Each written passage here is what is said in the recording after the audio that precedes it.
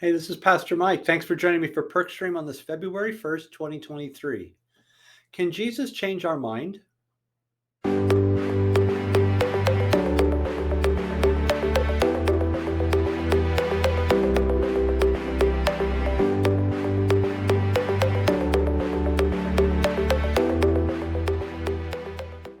Hey, thanks for stopping by for Perkstream today. I hope that you get some good encouragement from today. Even though some of the stuff we're talking about doesn't feel very encouraging at the moment, um, I'm talking about the unpredictability of Jesus in the book of Mark. Some of the ways that we encounter him that kind of maybe throw off our game a little bit. The way it throw off the game of the first disciples, they were more fearful that Jesus did a miracle by calming the storm than they were when they were in the storm. Or maybe the way that they looked at Jesus when Jesus said, "Hey, these crowds are hungry, you give them something to eat." And I'm thinking, I can barely bake bread, and you want me to make bread out of thin air? So Jesus is walking along with his disciples, and Mark records it in chapter 8 of his gospel when he hears Jesus saying, "Who do men say that I am?" And his disciples give him some answers.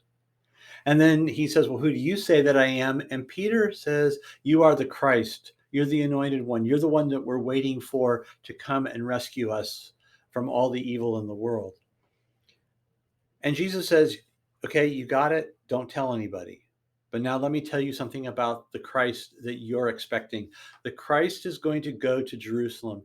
He's going to suffer. He's going to be rejected by the leaders. He's going to die, and then he's going to rise again." And Peter's having none of that. So he turns and rebukes Jesus. I just can't imagine for a moment that I would turn and rebuke somebody who is older and wiser and teaching me. That's just not maybe how I would do it. But Peter does it, and then Jesus turns around and rebukes him. He says, "Get behind me, Satan, for you do not have in mind the things of God. You have in mind the things of man." And we kind of maybe look and go, "Wow, that's really harsh. Jesus, you are really harsh with Peter." Well, if I didn't think Jesus was God, and if I didn't think that Jesus was loving in all of his ways and good in all of his ways, I would just say that Jesus just flat out dissed Peter and possibly could have said, just go away. But he doesn't.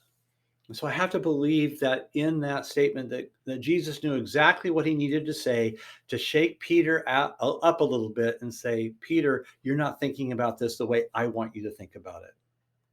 And that's really kind of what I want to ask us today. Does Jesus have permission to change how we see him?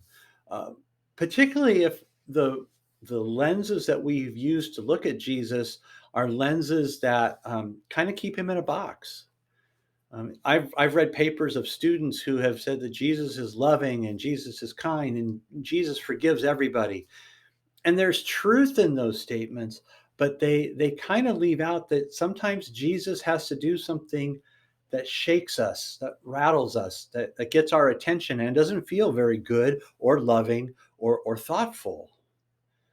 And can Jesus do that?